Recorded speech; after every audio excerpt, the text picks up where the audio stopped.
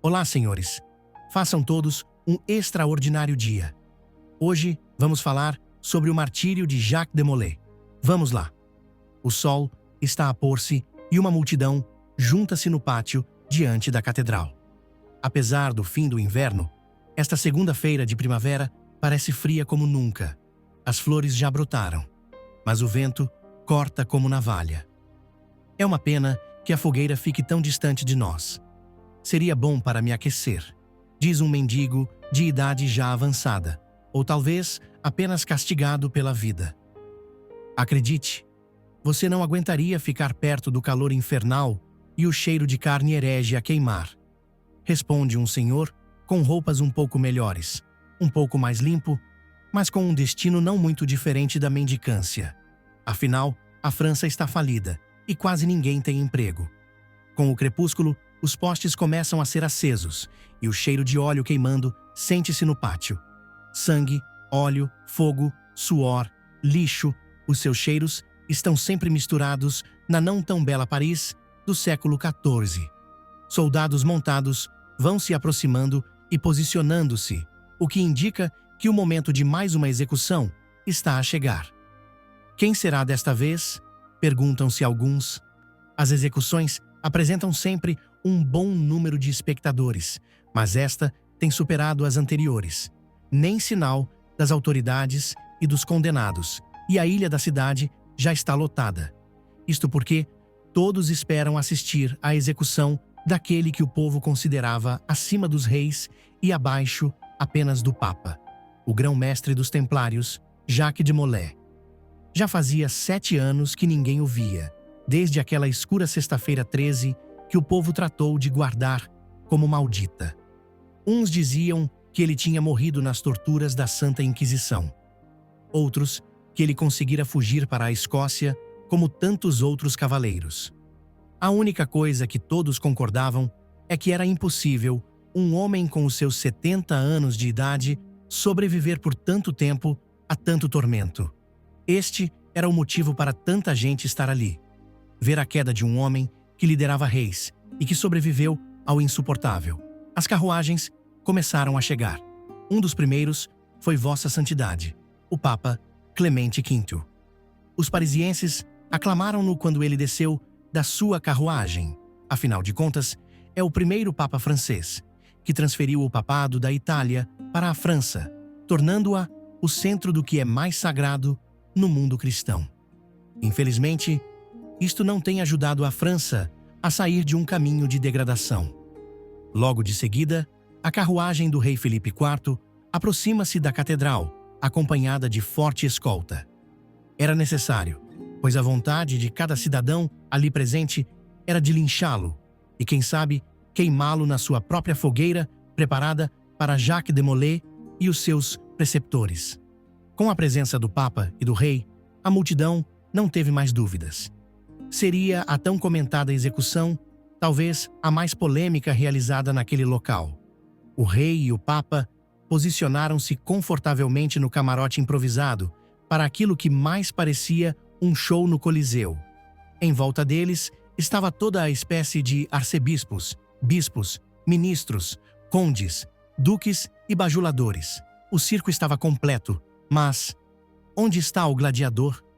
Nesse momento, vê-se a carruagem negra e fortificada a aproximar-se com os condenados. Quando a carruagem para, próximo da pequena ponte, os soldados têm dificuldade de conter a multidão que tenta aproximar-se para vê-los mais de perto. Isto não estava previsto. Como será que eles estão? Era o que todos pensavam. Da carruagem saiu de Molay e os seus preceptores, magros como Gandhi e com barbas e cabelos longos e sujos, os seus mantos templários, antes tendo a sua brancura como símbolo da pureza de pensamentos e actos, agora em estado de podridão. Os soldados não estavam ali para impedi-los de uma tentativa de fuga, senão que para mantê-los em pé e ajudá-los a andar. Os condenados foram postos no pequeno barco, acompanhados de 3 carrascos e conduzidos até o palanque preparado para servir como fogueira. Ali foram silenciosamente amarrados.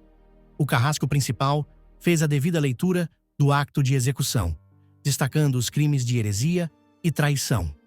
O silêncio não é apenas dos condenados, mas de toda a multidão. Após a leitura, o principal aguarda o sinal do rei Filipe o Belo, que responde positivamente.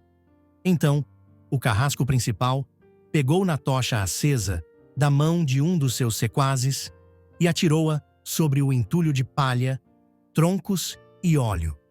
O fogo rapidamente alastrou. Os já acostumados a acompanhar as execuções preparam-se para escutar os costumeiros e agonizantes gritos.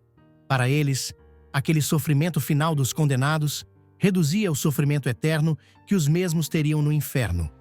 E quanto maior o pecado, maior a dor sentida na fogueira. Mas o que presenciaram foi algo ainda mais aterrorizante. Um total silêncio e serenidade no semblante de cada um daqueles senhores tão humilhados e maltratados, e agora à beira da morte. Via-se o fogo a consumir as suas pernas e vestes e sentia-se o cheiro de carne queimada no ar, mas eles não demonstravam nenhum sinal de sofrimento.